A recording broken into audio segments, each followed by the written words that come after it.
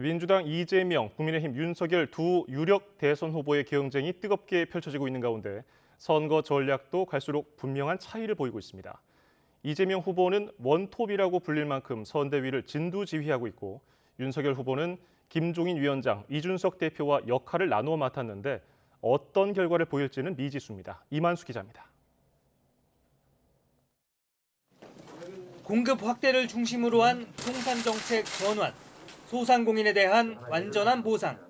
민주당 이재명 후보는 중요 정책과 현안을 대부분 본인이 직접 끌어갑니다. 필요하다면 윤석열 후보를 겨냥한 네거티브도 마다치 않습니다. 국민의힘과 윤석열 후보 측이 그랬지 않습니까?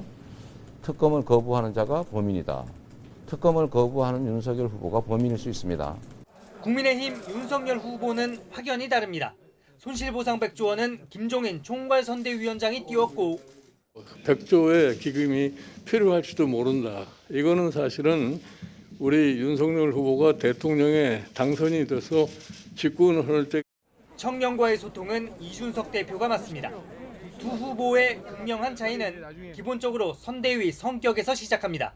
통합형에서 기동성을 갖춘 선대위로 전면 개편한 이재명 후보는 본인이 원톱 역할을 하면서 대선 전국 전반을 총괄합니다.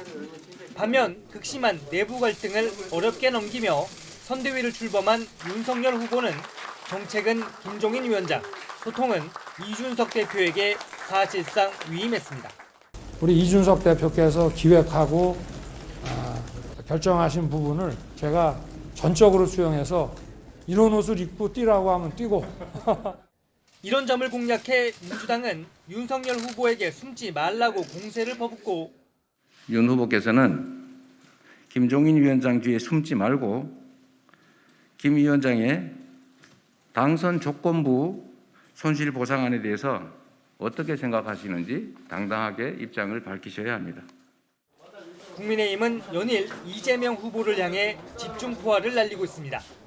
국회의원을 한 번도 한 적 없는 같은 영선이기는 하지만 기성정치에 익숙한 이재명 후보와 아직은 여의도에 익숙지 않은 윤석열 후보 사이 서로 다른 전략적 판단이 깔렸을 수도 있습니다. 이재명 후보는 본인이 나서 최대한 득점하는 게 낫다는 계산이고 윤석열 후보는 실점을 최소화하는 쪽으로 일단 가닥을 잡았다는 분석이 유력합니다. 결국 어느 쪽이든 중요한 건 마지막에 승리하는 것인 만큼 향후 민심의 향배가 어떻게 요동치느냐에 따라 이재명, 윤석열, 양강 후보의 역할은 언제든 바뀔 것이란 전망도 나옵니다. YTN 이만수입니다.